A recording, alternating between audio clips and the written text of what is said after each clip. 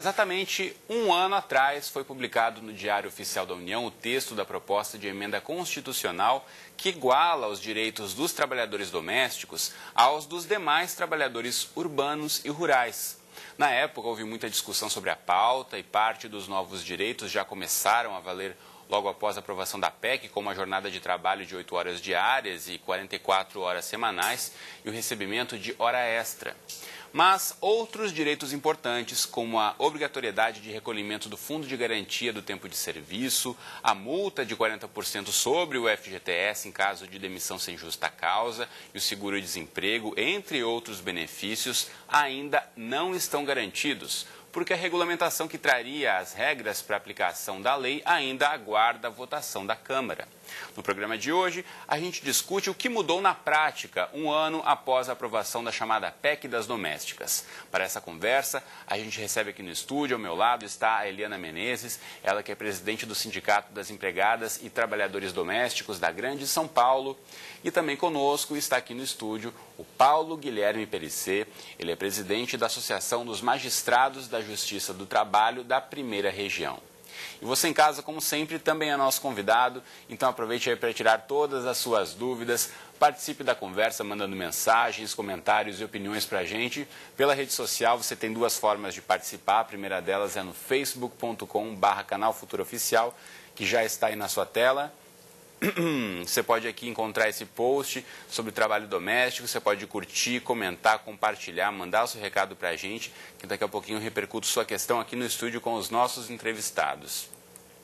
Outra forma de mandar recados online para a gente é no Twitter, mandando sua mensagem para o nosso perfil, que é o @canal Futura. Ou ainda você tem como opção o nosso bom e velho telefone, que você pode pegar e ligar para a gente no 0, operadora 21 3523-4098, os números que estão aí na tela para você tomar nota, ligar desde já. Enquanto você faz isso, eu dou boa tarde aqui aos nossos entrevistados, bem-vindos à Conexão, tudo bem com vocês? Boa tarde, obrigada. Tudo bom? Falei aqui no começo sobre essa vasta discussão que foi acompanhada aí pelo Brasil todo, no ano passado, nas vésperas da aprovação da PEC das domésticas. E aí eu pergunto a você, Eliana, de fato, na prática, para as trabalhadoras e trabalhadores domésticos, o que mudou no dia a dia após a aprovação da PEC? Não mudou quase nada.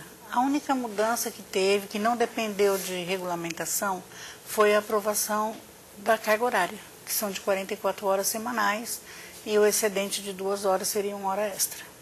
Apenas o isso. resto não mudou nada, tudo depende de regulamentação. Bom, e na relação que se percebeu naquela época, falava-se muito que muita gente poderia perder o emprego por conta dessa regularização, por conta do receio de alguns empregadores de ter que assumir esse compromisso, de ter que assinar a carteira. Como é que ficou isso na sua percepção no dia a dia? Então, logo que foi aprovada a PEC, realmente houveram algumas demissões. A gente teve um aumento mais ou menos de uns 4% de demissão, porque ficou todo mundo assustado, a mídia também botou fogo, que ninguém mais ia poder ter empregada doméstica, né? Então houve um impacto, mas depois tudo foi voltando ao normal. Agora o que a gente tem que ficar atento e falar no Congresso e tudo, é que agora, com a demora da aprovação, está gerando demissão de novo. Por quê? Porque existe uma insegurança tanto do empregador quanto da empregada. Ele não sabe o que ele vai ter que pagar, o que ele vai ter que fazer. Então, às vezes, ele até prefere demitir e esperar um pouco. Essa indefinição não é boa para ninguém. Não é boa para ninguém. Perissé, em relação aos direitos desses trabalhadores, né, a gente pensando há quanto tempo, né, existe essa tradição no Brasil da questão do trabalhador doméstico, ou da babá, da empregada, mesmo da diarista, por que esses trabalhadores até hoje não têm seus direitos garantidos? Eu acho que isso é uma coisa que precisa ficar bem clara. Não havia nenhuma razão para o trabalhador doméstico ter um tratamento diferenciado. E acho, inclusive, desde que essa discussão voltou com a PEC, que é uma realidade que nós não podíamos deixar de enfrentar. Quer dizer, são trabalhadores, ponto. Agora, os impactos da legislação no mercado de trabalho, a gente também vai ter que lidar com isso. A partir do momento que o Brasil se desenvolve economicamente, é uma tendência dos países envolvidos também o emprego doméstico ser afetado. Então, o que a gente está vivendo, de certa forma, é essa evolução. Vamos reconhecer os direitos e o mercado de trabalho doméstico também vai ser movimentado por conta disso. Isso que a Eliane está falando É uma consequência que era, de certa forma, até esperada. Se a gente pegar a última PNAD que foi divulgada... Que é a Pesquisa Nacional por Amostra de Domicílios do IBGE. Pesquisa Nacional do IBGE, ela já demonstrava uma tendência de incremento do trabalho da diarista, por exemplo. Já havia essa tendência. Então, talvez isso tenha sido acelerado por conta da aprovação da PEC, mas era uma tendência em busca de renda melhor, porque também a renda era maior. É uma outra tendência que foi apurada. Então, esse movimento todo é reflexo de um desenvolvimento econômico do país. E não havia, do ponto de vista jurídico, nenhuma razão para haver essa distinção. Muito bem, tem várias perguntas já chegando para a gente aqui pela internet. Você de casa, não perca tempo, mande a sua dúvida também aqui para os nossos canais abertos de comunicação com a gente aqui no estúdio, no Facebook do Canal Futura, no nosso perfil no Twitter ou no nosso telefone que está aí na sua tela, o 0 Operadora 21 3523 4098. Tem a dúvida aqui da Gabriela Boechat pelo Facebook. Obrigado, Gabriela, pela participação. Ela quer saber se doméstica que trabalha menos de 44 horas semanais pode receber um proporcional à carga horária de trabalho. Como funciona isso, Pellicer? Bom, a jornada foi estabelecida por lei. Quer dizer, o limite máximo é de 44 horas semanais. Não há um limite mínimo. O limite mínimo é ajustado. Agora, o que é pré-estabelecido é o salário mínimo. Esse daí é inegociável, né? Mínimo é mínimo. A legislação do trabalho existe para isso. Tudo é negociável, desde que respeitar aquele mínimo que consta da legislação. Esse é o ponto. Outra questão que chegou para a gente fala realmente em relação a isso. Aqui é na hora de assinar carteira, tem que pagar o salário mínimo nacional ou o mínimo da categoria no Estado, que aqui no caso do Rio de Janeiro é de R$ 874. Como operacionalizar na prática o intervalo de almoço é outra dúvida também. Como é que vocês veem isso? Essa questão do mínimo, Eliana? O mínimo é o piso estadual. É o piso estadual. É o piso estadual. E a questão do horário de almoço, você disse, então, na Grande São Paulo, que é a base que a gente representa, a gente conseguiu fazer uma convenção coletiva, porque nós temos o sindicato patronal também lá, né? Então, fizemos uma convenção coletiva que pode haver a diminuição para 30 minutos, desde que seja assinado acordo coletivo no sindicato. Entendeu? Então, acordo coletivo, no caso... Tem que ir com o empregado lá e o sindicato tem que ver se não está sendo prejudicado, como é que é a situação. Porque a empregada está acostumada a terminar o trabalho dela e ir embora. Então, ela não está acostumada agora, eu saio às 16, vou ter que sair às 17, porque eu tenho uma hora de almoço. Então, a gente conseguiu fazer na convenção coletiva que pudesse ser diminuído para 30 minutos, no mínimo. Aí não pode ser menos. E tem que ter um acordo coletivo.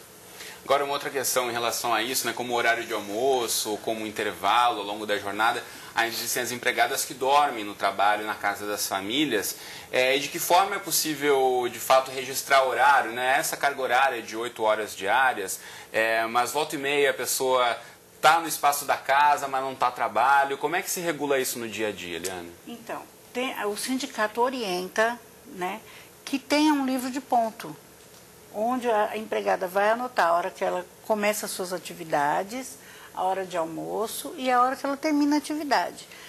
O importante é que os dois assinem esse livro de ponto, tanto a empregada como o empregador, para que o empregador tenha ciência daquele horário e concorde com ele. Agora, se ela fica à disposição à noite, vamos supor que ela mora no trabalho e fica à disposição. Ela toma conta de um bebê ou de um idoso, então ela tem que ganhar um percentual em cima disso. Aí seria agora, o percentual de hora extra, que são 2 horas no máximo por dia. 2 horas no máximo. E o resto é hora de prontidão, que é 1/3 da hora. Que ela está dormindo, descansando, mas ela está à disposição. Da convenção. Entendeu? Então, o que acontece? Agora, tem a empregada que só mora por comodidade, porque mora longe, por causa da condução. Então, por exemplo, 17 horas ela vai para o quarto dela, então ela não está à disposição. Ela vai marcar no cartão lá, no livrinho de ponto, que às 17 horas ela encerrou.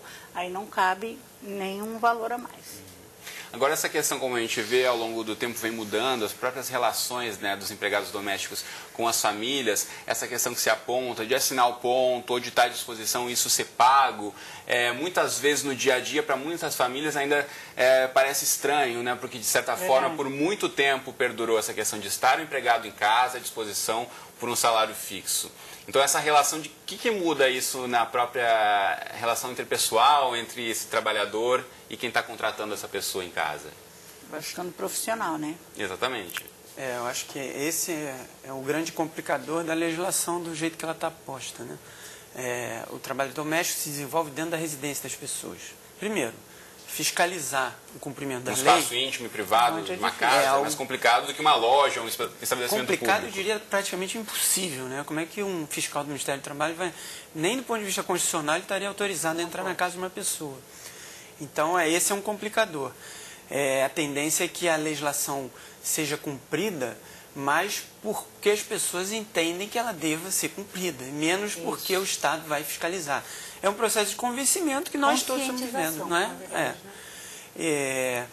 Agora, como fazer do ponto de vista operacional dentro da sua casa? O livro de ponto porque o livro de ponto às vezes é visto como uma formalidade excessiva, né? Mas o livro de ponto é uma facilidade tanto para o empregador quanto para o empregado. Ele registra ali o que realmente acontece. Então, é uma possibilidade. E é uma segurança para os dois lados. Para os dois lados, registro ali, né? de como um acordo, como Isso. a Eliana colocou, de os Exatamente. dois serem testemunhas desse horário. Desse horário, para não ter discussão depois, não é verdade?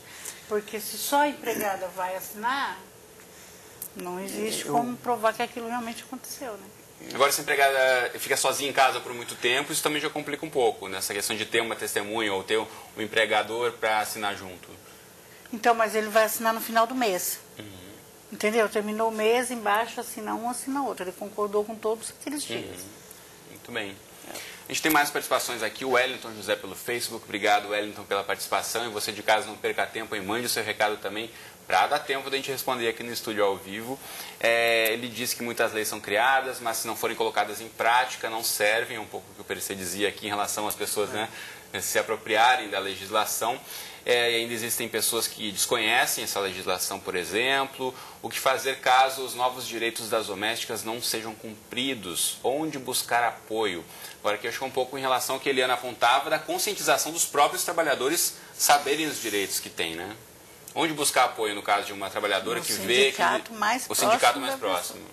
Sindicatos e federações estão à disposição com assistência jurídica, inclusive. Muito bom. E também na internet tem muita informação que você pode buscar. Vou mostrar para você de casa 2 sites aqui como referência para você saber mais sobre a legislação e sobre direitos e deveres dos trabalhadores domésticos. Primeiramente aqui o domesticalegal.com.br, que fala sobre o departamento pessoal do empregador doméstico, sobre várias questões de contrato, sobre a questão dos direitos. Folha de ponto aqui, inclusive, tem um modelo de download grátis que você pode fazer aí para ver se aplica ao seu caso ou não. Salário mínimo das domésticas, perguntas frequentes. Então tem muita informação aqui importante para você conhecer. Então é só acessar domesticalegal.com.br. E outro site importantíssimo também de você conhecer é o do Sindoméstica, que é o Sindicato das Empregadas e Trabalhadores Domésticos da Grande São Paulo, representado aqui no estúdio pela Eliana, que fala aqui inclusive da assinatura da Convenção Coletiva de Trabalho Comentada da categoria e tantas outras questões, a PEC das domésticas. Esse recurso de ter a internet disponível, né, aqui um Disque Denúncia, essa assessoria jurídica, isso acaba facilitando esse contato dos trabalhadores em buscar seus direitos, Eliana? Ah, sim, facilita bastante, né? Principalmente a internet, que colocou lá, achou, procura pela gente. E mesmo aqui no Rio de Janeiro tem o Doméstica Legal, que é um site que eu até conheço, o empregador pode também se informar. E tem outros serviços da federação também, que ele olha e assim, a gente costuma não dar muita informação assim no site, informação de leis, de como proceder, porque cada história é uma história diferente. Eu queria ouvir de você algumas histórias que chegaram até o sindicato, por exemplo. Que história você pode compartilhar que seja um exemplo que a gente pode associar a tantas outras que acontecem pelo Brasil? Então a gente pede, eu vou contar uma história que acontece, não é uma vez só, acontece várias, e é frustrante para nós e a gente fica indignado, na verdade. Então, para empregada, sempre prestar atenção nisso. Eu atendo empregadas, vou falar em especial do caso de uma senhora que eu atendi há poucos dias e ela era analfabeta, né? Então, ela chegou lá com a carteirinha dela, olha, eu trabalho há 14 anos nesta casa. Assim, tá. A senhora tem registro? Tenho. Posso ver sua carteira? Posso ver sua carteira? Pode. 13/4/2011. Falei, mas a senhora não trabalha lá há 14 anos? É, tá aqui na minha carteira. Ela não sabia que o patrão... A carteira ficou 5 anos na mão do patrão, você imagine. E ele a empregada se depois. sente reprimida, ela não tem coragem de chegar no patrão e falar, escuta, você não vai devolver minha carteira? Ela não tem essa... O patrão sabe a hora que tem que devolver, porque ele sabe mais que ela. Então, é assim que elas pensam, não todas, mas algumas. Em muitos casos. Em muitos casos. E aí você vai ver, aconteceu isso, e ela ficou sem o registro, e aí como nós vamos provar esse tempo que ela trabalhou lá? Então, é muito difícil. E tem aquele caso que faz o registro, lá de 15 anos, 20 anos, vai ao INSS, não tem um recolhimento. É isso. Então, o registro não existe. O INSS não aceita retroativo. O que vamos fazer com essa senhora, entendeu? Então, a gente pede que a empregada, de 3 em 3 meses, procure uma agência do INSS, peça um extrato, o CNIS, que eles falam, para saber da sua situação, para poder cobrar antes que perca o direito. Esse caso parecia de alguém, como esse caso que ela apontou, de uma senhora que ficou a carteira presa junto ao empregador e que não estava assinada desde o início do contrato de trabalho, há alguma forma de recorrer? Isso são as situações que a gente vivencia na justiça, né? A justiça trata daquilo que não deu certo, né? O sindicato também, de certa forma, vai receber o problema. Quer dizer, há situações que eu não sei se... Elas são pontuais, certamente, porque o número de pessoas empregadas na atividade doméstica é enorme, né? Mas as ações na justiça, muitas delas giram em torno do reconhecimento do vínculo de emprego, que é exatamente a anotação da carteira, que é uma coisa que também está demonstrado estatisticamente, né? As pessoas têm trabalhado nessa área, uma massa enorme de pessoas sem carteira assinada. Quase 40% só tem carteira assinada. Pois é, 40% dos empregados domésticos têm carteira assinada no Brasil. Não tem, 60%, 60 e pouco por cento não Isso. tem. Embora haja um incremento do número de pessoas com carteira assinada, e isso é curioso, né? Ele aumenta, mas não na mesma proporção do que os sem carteira assinada. Tem muita gente indo para diária, né? Ser diarista é uma coisa... Agora, essa é uma questão curiosa. fundamental a gente esclarecer também. Para os sindicatos, muitas vezes não há diferenciação, né, de o que é diarista, o que é empregado. Então, a partir de que momento, a partir de quantos dias por semana, por exemplo, o empregador deve assinar a carteira? É diário? É quando dorme em casa? Quando não é? Quando é diarista? O que a legislação hoje em dia aponta em relação a isso? Então, a legislação não aponta nada. Nada. Isso fica sob entendimento de quem vai julgar. Agora, para o sindicato não existe diarista. Toda empregada que presta serviço, ela é uma empregada doméstica. A gente tem na convenção coletiva nossa também essa questão, que o empregador, por exemplo, você tem uma empregada que trabalha um dia por semana para você, você vai pagar para ela R$100 pela diária. Você vai ter o encargo de pagar naquela diária as férias, o 13º e o INSS, você vai pagar R$115, R$110, em vez de pagar 100, já incluso tudo isso. Então, ela continuaria com os mesmos direitos, recebendo a mesma coisa, só que fracionada, né? Como é que você vê isso, Feliciano? A legislação agora, no caso da PEC, já estabeleceu um parâmetro, né? Essa situação anterior era a que a gente vivenciava na justiça. 3 dias passa a ser, tem que ser assinada a carteira, para outras decisões não. Quer dizer, a legislação agora dá um balizamento.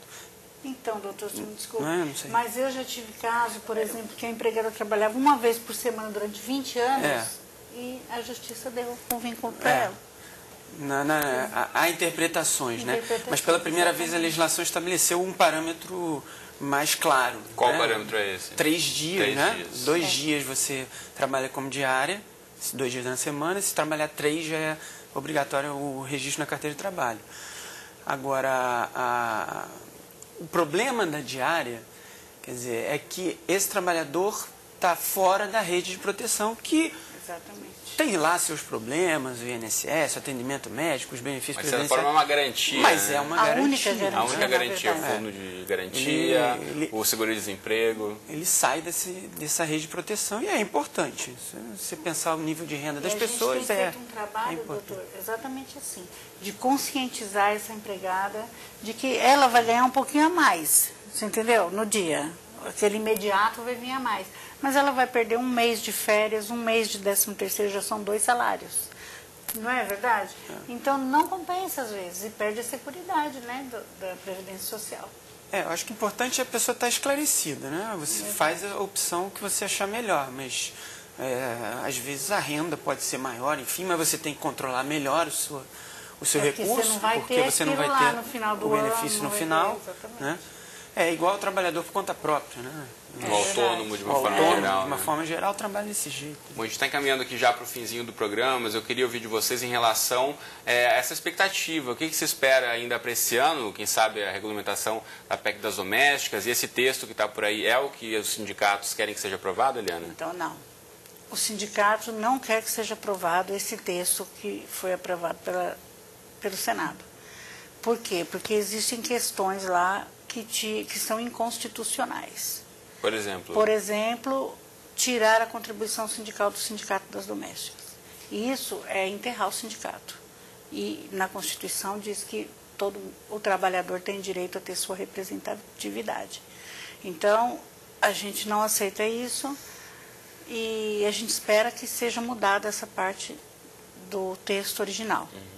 E que isso aconteça até o final desse mês, a gente está esperando. Dia né? 27 que de alguma abril é o coisa dia da aconteça. doméstica, né? Então, Você de casa preste atenção, preste uma nossos... homenagem a quem trabalha na sua casa. Se tiver ou se conhece alguém que é trabalhador doméstico, também dia 27 de abril, anote na agenda aí. Então, eu gostaria até de você, falou homenagem, eu gostaria até de citar aqui que o empregador doméstico, se ele quiser, ele pode recolher o fundo de garantia. Não é que não pode, é opcional. Mas ele pode, dê valor à sua doméstica, conversa com ela, entendeu? É uma segurança para ela, ela vai trabalhar mais feliz e não vai ter que ficar esperando regulamentação. Em relação a essa expectativa da aprovação, você acredita que seja aprovado ainda esse ano? Ou regulamentado, na verdade, o texto da PEC das domésticas? O momento político é ideal, né? Estamos em véspera de processo eleitoral, aí, então há uma possibilidade, eu concordo com ela.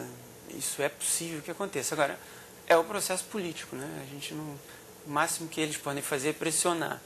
No nosso caso, é a expectativa do que vai acontecer. Para nós, na Justiça, é aplicar a lei. Muito o que bem. vai acontecer. Tá bom, com essas palavras a gente encerra a conexão de hoje, então muito obrigado, Eliana, obrigado pela presença aqui no estúdio comigo. Você de casa, obrigado pela companhia de sempre e, como já dissemos aqui, busque informações aí sobre os seus direitos, trabalhador, seja a área que você atuar.